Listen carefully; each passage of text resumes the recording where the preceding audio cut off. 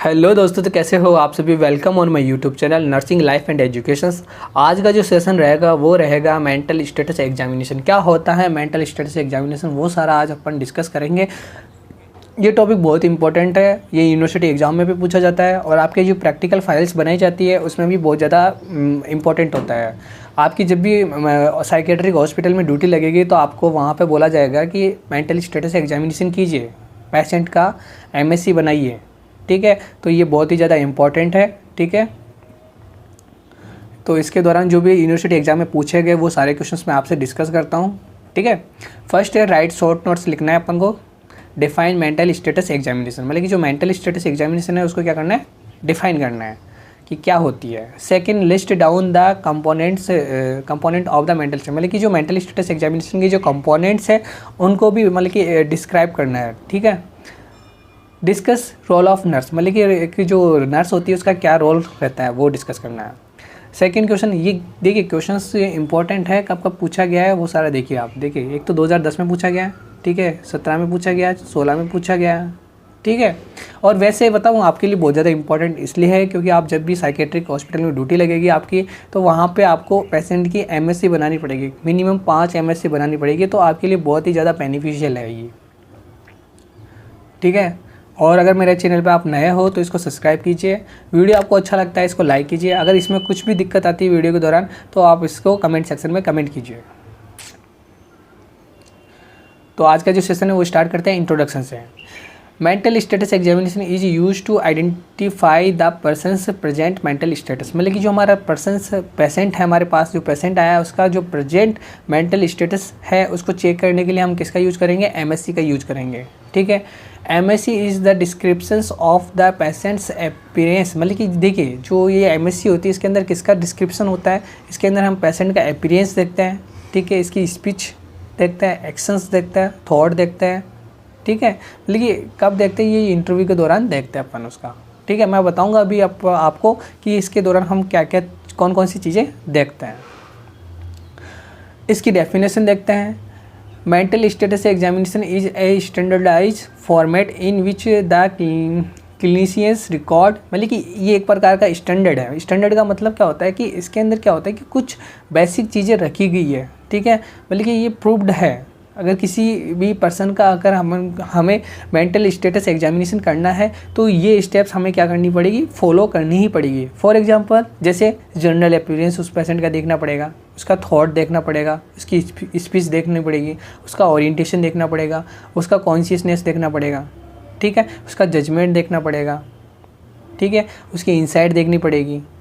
Okay, ये सारी चीज़ें इसके अंदर अपन को क्या करनी पड़ेगी, डिस्कस करनी पड़ेगी और ये देखनी पड़ेगी। ठीक है, स्टैंडर्ड है ये एक प्रकार से।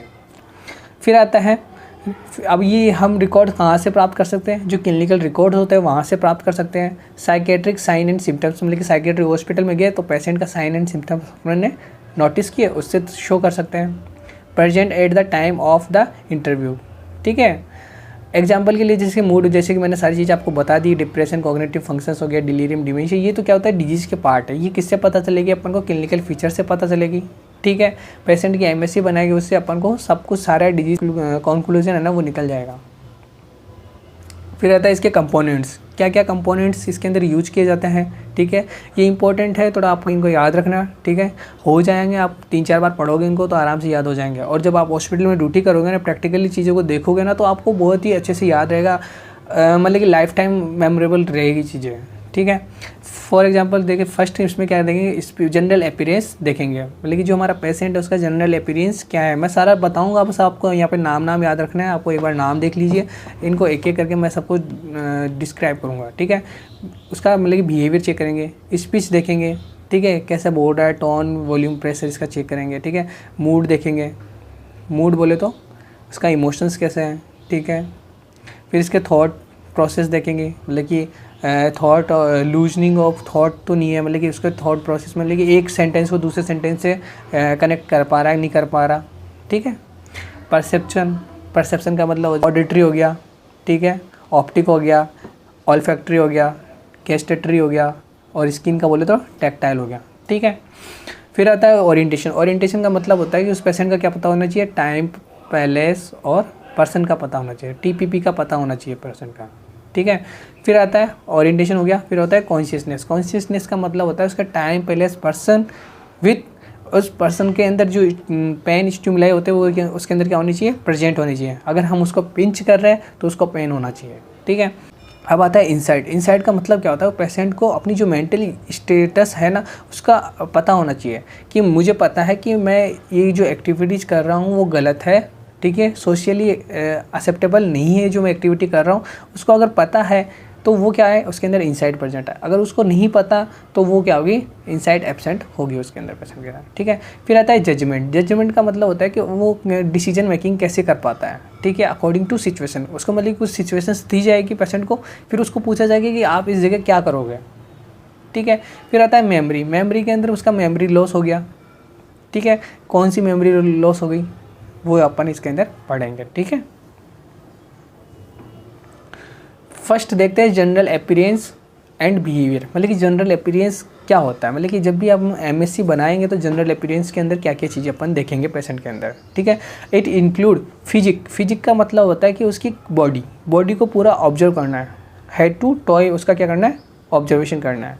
हाइजीनिक लेवल, उसका हाइजीनिक लेवल कितना है, ठीक है, वो अपने कपड़े पहन पा रहा है, साफ़ सुथरे कपड़े पहनता है नहीं पहनता, धोकर पहन रहा है नहीं पहन रहा, ठीक है। ये हाइजीनिक लेवल चेक करेंगे उसका, ठीक है। उसकी ड्रेस चेक करेंगे, मतलब कि उसका ड्रेस चेक करना है अपन को। मतलब कि देखिए आप पर्सन, आपके सामने कोई पेशेंट बैठा है या खड़ा है तो आप उसका क्या क्या चीज़ें ऑब्जर्व करोगे। पहले आप हेड टू टॉय उसको ऑब्जर्व करोगे, ठीक है। उसका हाइजीनिक लेवल चेक करोगे, चलिए यार इसके नेल्स वगैरह कटे हुए हैं, ठीक है, नहाया हुआ भी है और कपड़े भी ठीक पहन रखे हैं, ठीक है। ड्रेस वगैरह देख लिया, पोस्चर देख लिया। पोस्चर का मतलब क्या होता है, पोस्चर का मतलब होता है कि पोजीशन कैसे है, बैठा है खड़ा है, ठीक है। फिर होता है गेंट। गेंट का मतलब होता है कि मूव, ठीक है, वो बॉडी मूवमेंट कर रहा है नहीं कर रहा है कुछ। फिर होता है फेशियल एक्सप्रेशन। उसका फेशियल एक्सप्रेशन कैसा है, ठीक है, जैसे कि हमने क्वेश्चन कुछ पूछा तो उसका फेशियल एक्सप्रेशन कैसा हुआ, ठीक है। And gesture. गेस्चर का मतलब क्या होता है कि उसका बॉडी मतलब जैसे कि देखिए गेस्चर और पोस्चर में डिफरेंस कैसे करोगे आप। पोस्चर का मतलब होता है कि जो बॉडी की जो पोजीशंस होती है ना वो कैसी है, जैसे वो सिटिंग पोजीशन में है या स्टैंडिंग पोजीशन में है, ठीक है। गेस्चर का मतलब होता है कि उसके बॉडी का जो पार्ट है ना वो कैसे मूवमेंट कर रहे हैं, ठीक है। जैसे कई पेशेंट्स आपको ऐसे मिलेंगे जिनके हाथ ऐसे काँपते रहते हैं, ठीक है। कई पेशेंट्स की ऐसी एक्टिविटी होती है उनको बार बार में हाथ ऊपर करना पड़ता है, ठीक है।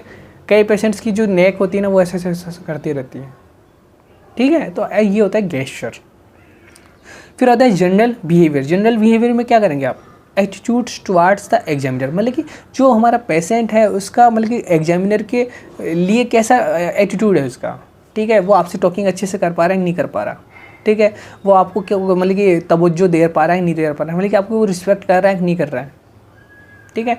कॉम्प्रहेंशंस। कॉम्प्रहेंशंस का मतलब होता है अंडरस्टैंडिंग, उसमें समझ है कि नहीं है। गेंट एंड पोस्चर, ठीक है, मतलब कि पोस्चर वगैरह ये सारी चीज़ें उसके अंदर अपन देखेंगे। Motor activity. मोटर एक्टिविटी का मतलब होता है कि वो जैसे कि चल फिर पा रहा है नहीं पा रहा, ठीक है। मोटर एक्टिविटी के अंदर हम उसकी चेक करेंगे कि वो कितना स्पीच बोल पा रहा है कि नहीं बोल पा रहा है, ठीक है। हाइपर एक्टिव है क्या लो एक्टिविटी है उसके अंदर। फिर आता है इसका स्पीच। स्पीच के अंदर हम देखते हैं उसका टोन वॉल्यूम प्रेशर देखते हैं, ठीक है। Record the following characteristics of the speech like rate and quality of speech. मतलब कि इसके अंदर अपन रेट देखेंगे, उसकी क्वालिटी देखेंगे स्पीच की, ठीक है। Volume and tone of speech, ठीक है। वॉल्यूम देखेंगे मतलब कि हाई पिच वॉल्यूम दे रहा है, लो पिच वॉल्यूम है, टोन क्या है, ठीक है। फ्लो एंड रिथम, मतलब कि उसकी फ्लो क्या है, रिथम क्या है स्पीच की, वो चीज़ चेक करेंगे। यूज ऑफ द नियोलॉगिज्म या स्ट्रेंज वर्ड। नियोलॉगिज्म का मतलब होता है कि नए वर्ड का मतलब उत्पन्न करना, मतलब कि वो नए नए वर्ड्स का यूज कर रहा है जिनका कोई मीनिंग नहीं है, ठीक है। स्ट्रेंज वर्ड्स, अजीबोगरीब वर्ड्स का यूज कर रहा है, ठीक है। ये सारी चीज़ें अपन स्पीच के दौरान चेक करेंगे। फिर आता है मूड। मूड बोले तो इमोशंस। इमोशंस क्या होती है, इंटरनल फीलिंग्स होती है किसी भी पर्सन की, ठीक है। इसके अंदर जो पर्सन होता है ना वो क्या होता है कि अब देखिए इमोशंस को अपन देखिए दो तरीके से पहचान सकते हैं। एक तो होता है उसका मतलब कि मैं बताता हूँ आपको, एक मिनट, ठीक है। मतलब कि इमोशंस क्या होती है कि इनर फीलिंग्स होती हैं, ठीक है। और इसके दौरान क्या होता है कि जो इमोशंस के दौरान एक जो पर्सन होता है वो अपने आप को एक्सप्रेस कर पाता है, ठीक है। इसके अंदर दो प्रकार से होता है, एक तो एक्सटर्नल होता है और एक होता है इंटरनल इमोशंस होता है। जो एक्सटर्नल इमोशंस होते हैं उनको हम चेंज कर सकते हैं according to situations. For example जैसे टोन, वॉल्यूम, प्रेशर को हम चेंज कर सकते हैं अकॉर्डिंग टू सिचुएशंस, ठीक है। फिर आता है फेशियल एक्सप्रेशन को चेंज कर सकते हैं। जो दूसरे अपन के अंदर देख सकते हैं उसको बोलते हैं एक्सटर्नल इमोशंस, जिनको हम चेंज कर सकते हैं, ठीक है। जैसे गेस्चर हो गया, पोस्चर हो गया, टोन, वॉल्यूम, प्रेशर हो गया, ठीक है, और फेशियल एक्सप्रेशन हो गया, इनको हम क्या कर सकते हैं, चेंज कर सकते हैं।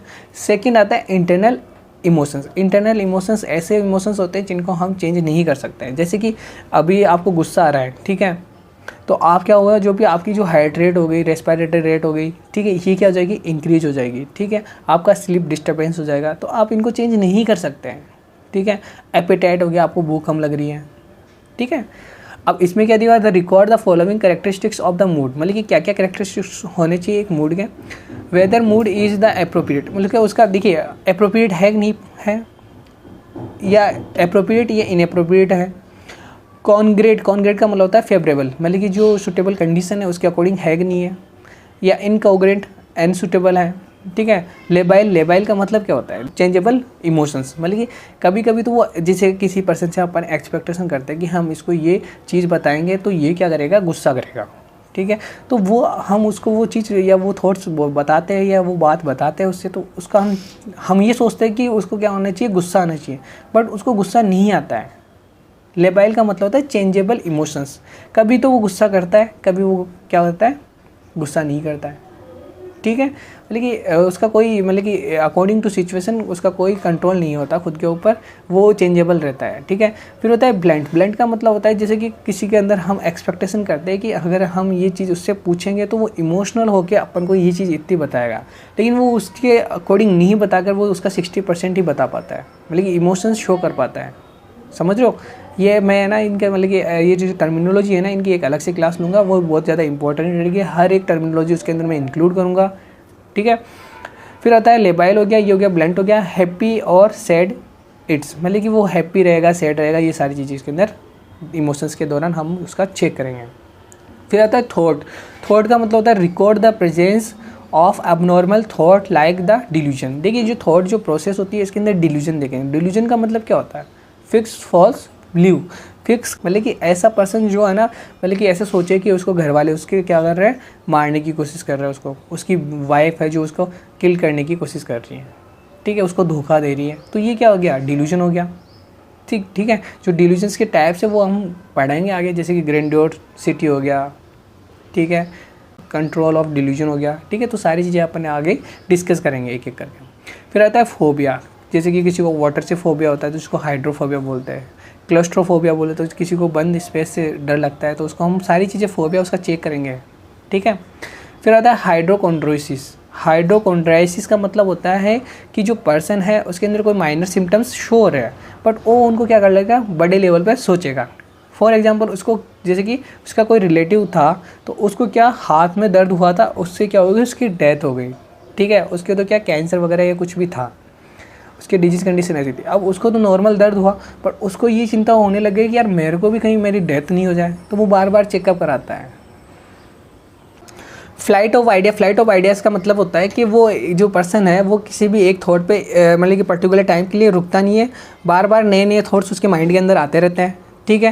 फ्लाइट ऑफ आइडिया हो गया। फिर होता है सर्कमस्टेंशियलिटी। सर्कमस्टेंशियलिटी का मतलब होता है कि जो पर्सन है उसकी जो थॉट्स है वो क्या, जैसे फॉर एग्जांपल हमने उस पर्सन को कुछ क्वेश्चंस पूछा तो वो क्या करेगा, आंसर बताने की बजाय हमें उस आंसर के रिगार्डिंग कुछ ना कुछ घुमाता फिरेगा कि मैंने ये खाया, मैंने ये पिया। हमने उसको पूछा कि तूने सुबह नाश्ता किया कि नहीं किया, फिर वो क्या बताएगा कि यार रात को मैं सो गया था, सुबह उठा और फिर मैं नहाने चला गया, फिर मैं क्या बोलते हैं उसको, वॉकिंग चला गया, ठीक है, वॉकिंग करके आया, मैं ब्रश करने लगा। मतलब कि अलग ही अलग बातें कर रहा है, जो हमने पूछा ना वो आंसर अभी तक नहीं दिया, लेकिन घुमा फिरा के वो फिर उस आंसर तक अपन को लेके आएगा, ठीक है। तो इसको तो बोलते हैं सर्कमस्टेंशियलिटी, ठीक है। सेकंड होता है टेंजेंशियलिटी। टेंजेंशियलिटी का मतलब क्या होता है कि जैसे कि इसके अंदर तो इसने क्या कर दिया, आंसर दे दिया, इसके अंदर तो अपन को क्या कर दिया, इसने आंसर दे दिया, बट कई बार क्या होता है कि जैसे कि ये है ना, घुमा फिरा के फिर भी आंसर तक नहीं आता है, ठीक है, कुछ और ही आंसर देने की कोशिश करता है, मतलब कि जो हमने क्वेश्चन पूछा ना उस आंसर तक कभी भी नहीं आता है, इसको बोलते हैं टेंजेंशियलिटी।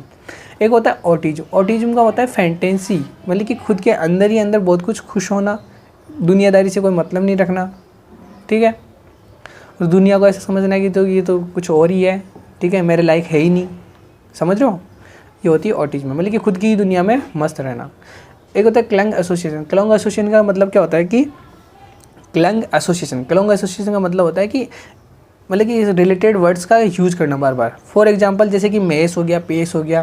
क्लंग का मतलब होता है क्लंग, जैसे कि आपने मोरपंख देखी थी ना, मोरपंख देखी होगी आपने कभी, तो उसके अंदर क्या ऐसे मोरपंख से लगे हुए रहते हैं, ठीक है, वो सेम से दिखते हैं बट वो उनकी साइज़ अलग रहती है, ठीक है। तो ऐसे ही ये क्या करता है, क्लंग एसोसिएशन का मतलब होता है कि सेम एक दूसरे से कोरिलेटेड करते हुए वर्ड्स का यूज़ करता है जिनका कोई मीन नहीं होता है, जिसके मेस हो गया, पेस हो गया, केस हो गया, लेस हो गया, नेस हो गया, ठीक है, इनका यूज करता है वो। फिर आता है परसेप्चुअल चेंजेस। परसेप्शन चेंज होगा तो इसके अंदर आपका क्या होता है, हेलुसिनेशन हो जाएगा और एक हो जाएगा इल्यूजन हो गया। हेल्यूशन क्या होता है, इल्यूजन क्या होता है। हेल्यूसिनेशन का मतलब कि है नहीं फिर भी शो हो रहा है, और इल्यूजन का मतलब है बट हम क्या कर रहे हैं, मिस परसेप्शन कर रहे हैं, ठीक है। इल्यूजन का मतलब होता है मिस परसेप्शन करना, और हेल्यूसिनेशन का मतलब होता है कि कोई चीज़ है ही नहीं, उसको हम क्या कर रहे हैं, परसीव कर रहे हैं। ये चीज़ें ध्यान रखना। अब देखते हैं ओरिएंटेशन। ओरिएंटेशन में क्या होता है, assess whether patients in oriented to the time place person, मतलब कि उसके क्या होना चाहिए, टाइम प्लेस पर्सन का उसको क्या होना चाहिए, पता होना चाहिए कि क्या टाइम हो रहा है अभी, कौन सी जगह हो आप, और क्या किस पर्सन के साथ आप टॉकिंग कर रहे हो, ठीक है। इसके साथ आता है ओरिएंटेशन हो गया। फिर आता है कॉन्शियसनेस। कॉन्शियसनेस क्या होती है, कॉन्शियसनेस जैसे कि मैंने आपको बताया था, अवेयरनेस अबाउट सेल्फ, मतलब कि खुद के बारे में उसको अवेयरनेस होनी चाहिए, टाइम प्लेस पर्सन का पता होना चाहिए, और जो भी सराउंडिंग एनवायरनमेंट है उसका पता होना चाहिए उसको, ठीक है। साथ ही उसको अगर अपन पेनफुल स्टिमुलाई प्रोवाइड करते हैं तो उसके प्रति वो क्या होना चाहिए, सेंसिटिव होना चाहिए, ठीक है, मतलब कि रिस्पॉन्स करना चाहिए। फिर आता है इंसाइट। इंसाइट का मैंने मतलब बताया था कि उसके अंदर उसको मेंटली, अब जो मेंटली उसकी जो कंडीशन है, स्टेटस है, उसका क्या होना चाहिए, उसको पता होना चाहिए, ठीक है। अब कैसे पता होना चाहिए, हम क्या क्या क्वेश्चंस उससे आस्क करेंगे। Ask various questions to assess the whether insight it is present और absent is present state of illness, मतलब कि क्या करना क्या चाहता है कि इंसाइट इज प्रेजेंट, इंसाइट अगर प्रेजेंट या एब्सेंट हो सकती है, प्रेजेंट स्टेट ऑफ इलनेस, मतलब कि प्रेजेंट में उसको क्या इलनेस है, उसकी इंसाइट अगर उसको पता है कि मेरे को ये इलनेस हो रखी है, ठीक, तो उसको इंसाइट बोलेंगे, प्रेजेंट है। और उसको एब्सेंट कब बोलेंगे, जब उसको पता नहीं होगा कि मेरी प्रेजेंट इलनेस कौन सी है। समझ में आया। ये लाइन थोड़ी ऐसी है कि इसमें क्या बोला है, whether insight is the present, insight present या एब्सेंट हो सकती है in present state of illness, मतलब कि जो अभी उसकी जो प्रेजेंट कंडीशन है, उसकी इलनेस क्या है, उसका अगर उसको पता है, पेशेंट को पता है तो उसको इंसाइट प्रेजेंट है, अगर उसको नहीं पता तो उसके अंदर जो इंसाइट है वो क्या है, एब्सेंट है, ओके। फिर आता है when patients has complete denial of the illness, अगर पेशेंट हमारा है वो कंप्लीटली डिनाइल कर रहा है, मना कर रहा है कि मुझे कोई डिजीज नहीं है, this show the complete lack of insight, मतलब कि उसके अंदर क्या है, कंप्लीटली इंसाइट क्या है, एब्सेंट है। फिर है when patient says that he या she brought to hospital because of his और mental illness, this show full insight is present, मतलब कि कहना क्या चाहता है ये, मतलब कि उसके अंदर क्या होती है, इंसाइट पूरी प्रेजेंट है। कैसे प्रेजेंट है, देखना मेरी बात सुनना। व्हेन पेशेंट, अगर उसको पता है कि मैं यहाँ हॉस्पिटल में हूँ, किस लिए आया हूँ, मेरे को क्या डिजीज़ है, तो उसके अंदर इंसाइट प्रेजेंट है। अगर उसे ये मना कर देता है, बिल्कुल ही डिनाइल कर देता है कि मुझे कुछ भी पता नहीं है कि मैं यहाँ किस लिए आया हूँ, हॉस्पिटल में किस लिए आया हूँ, मुझे क्यों लेके आया है, मुझे क्या डिजीज़ है, कुछ नहीं पता, तो उसको बोलते हैं इंसाइट एब्सेंट है उसके अंदर, ठीक है। फिर आती है जजमेंट। जजमेंट को कैसे चेक करेंगे, judgment can be the tested by the ability to solve problems, मतलब कि उसको कुछ सिचुएशंस दी जाएगी और उसको बोला जाएगा कि आप इस सिचुएशन में हो, इस जगह हो, ठीक है। फॉर एग्जांपल जैसे कि आपके पड़ोसी के घर में आग लग गई, तो आप उस जगह हो तो आप क्या करोगे, उसको 4 ऑप्शन दिए गए, आप आग को बुझाओगे, ठीक है, पड़ोसियों को जगाओगे कि यार पड़ोसी की आग लग गई है तो थोड़ा पानी वानी डाल देते हैं, उसको थोड़ा बचा लेते हैं। तीसरा है आप कुछ नहीं करोगे। चौथा ऑप्शन दिया आप वहाँ से भाग जाओगे, ठीक है। तो मतलब कि उसका जजमेंट देखते हैं कि उसका मतलब कि वो क्या डिसीजन मेकिंग कैसी है, वो क्या सोचता है उसके रिगार्डिंग, ठीक है। Make decisions and by asking the meanings of the proverb, देखिए इसके अंदर और क्या करेंगे, asking the meanings of proverb. Proverb का मतलब होता है उसको कुछ कहावत देंगे, ठीक है, फिर उसका अर्थ पूछेंगे उसको, ठीक है। इसके बाद में आता है मेमोरी। मेमोरी में क्या होता है, असेस द पेशेंट्स मेमोरी, मतलब कि पेशेंट की जो मेमोरी है उसको क्या करना है, असेस करना है। Immediate ask the patient what he या सी टेकन इन द ब्रेकफास्ट, मतलब कि उसको पूछेंगे, इमीडिएट मेमोरी को चेक करना है। देखिए इसके अंदर 3 प्रकार की मेमोरी होती है, एक तो होता है इमीडिएट, एक होता है रिसेंट और एक होता है रिमोट। ठीक है, इमीडिएट को कैसे चेक करेंगे, इमीडिएट को हम चेक करेंगे कि अभी उसको पूछेंगे कि आपने ब्रेकफास्ट में क्या खाया। रिसेंट को चेक करेंगे, ask the date of admission in this hospital, मतलब कि आप हॉस्पिटल में कब एडमिट हुए थे। ठीक है, रिसेंट मेमोरी हो गई चेक करने के लिए। रिमोट मेमोरी बोलता है ask the name of first school, मतलब कि आपकी फर्स्ट स्कूल का नाम क्या है, वो सारी चीज़ें हम चेक करेंगे रिमोट मेमोरी से। ठीक है, मतलब कि रिमोट मेमोरी को चेक करना है तो हम उसको क्या क्वेश्चन पूछेंगे कि फर्स्ट स्कूल कौन सी थी आपकी। ठीक है, यदि रिसेंट मेमोरी को चेक करना है तो हम पूछेंगे कि आपका एडमिशन कब हुआ था। और इमीडिएट मेमोरी को चेक करना है तो हम पूछेंगे कि आपने ब्रेकफास्ट में क्या खाया था। ठीक है, ये मेमोरी का असेसमेंट हो जाएगा इससे। फिर आता है ये हमारे जो कंपोनेंट्स थे वो ख़त्म हुए। ठीक है, अब देखते हैं role of nurse in mental status examination. ठीक है, फर्स्ट है ensure clients ability to understanding, जो हमारा पेशेंट है उसकी एबिलिटी चेक करनी है अपन को। ठीक है, उसका अंडरस्टैंडिंग लेवल चेक करना है। ठीक है, ये एक नर्स का रोल रहता है, वर्क रहता है।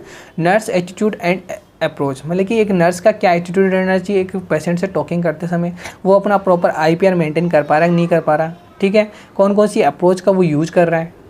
ठीक है, फिर आता है input from family and friends, मतलब कि वो इसके अंदर फैमिली मेम्बर्स और जो फ्रेंड्स हैं उनको ऐड कर रहा है कि नहीं कर रहा, मतलब कि उसको हिस्ट्री चाहिए। ठीक है, उस पेशेंट के रिगार्डिंग जो भी इन्फॉर्मेशन चाहिए तो वो फैमिली मेम्बर्स हो गए, फ्रेंड्स वगैरह, इनका मतलब कि यूटिलाइजेशन कर सकता है उनकी इन्फॉर्मेशंस का।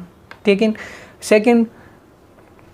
सेकेंड अगर फ्रेंड्स या जो फैमिली मेम्बर्स अटेंडेंट्स वहाँ नहीं है, अवेलेबल नहीं है, तो वो ऑब्जर्वेशन टेक्निक्स का यूज करेगा। ठीक है, फिर होता है क्लाइंट हेल्थ स्टेटस। अब वो जो नर्स है उसका ये रोल रहता है कि जो क्लाइंट है हमारा, जो पेशेंट है, उसका हेल्थ स्टेटस एग्जामिन करना है। ठीक है, उसका हेल्थ स्टेटस कैसा है, फिजिकल हेल्थ कैसी है उसकी। ठीक है, साइकोलॉजिकल हेल्थ कैसी है, तो उनका सबका क्या करना है, उसको कैलकुलेट, मतलब कि एक डायरी के अंदर उसको लिखना होता है। ठीक है, आई होप आज की क्लास बहुत अच्छी इंटरेस्टिंग रही होगी। अपकमिंग जो क्लास रहेगी हमारी, तो मैं एक क्या करूँगा कि जो अपनी जो साइकेट्री के अंदर जो भी जितनी भी टर्मिनोलॉजी यूज होती है ना, उस सबका एक स्पेशल वीडियो बनाऊँगा। ठीक है, तो उसके अंदर वो थोड़ा टाइम बाद में डिक्लेयर करूँगा मैं। ठीक है, अभी मैं कुछ टॉपिक्स पढ़ा देता हूँ पहले, उसके बाद में मैं डिक्लेयर करूँगा जितनी भी साइकेट्री के अंदर टर्मिनोलॉजी यूज की जाती है वो सारी मैं आपसे डिस्कस करूँगा। ठीक है, अगर आप मेरे चैनल पर नए हो तो इसको सब्सक्राइब कीजिए। ठीक है, और वीडियो आपको अच्छा लगा हो तो इसको लाइक कीजिए। ठीक है, अगर कुछ समझ में नहीं आया हो तो इसको कमेंट सेक्शन में कमेंट कीजिए। ठीक है, thanks for watching this video.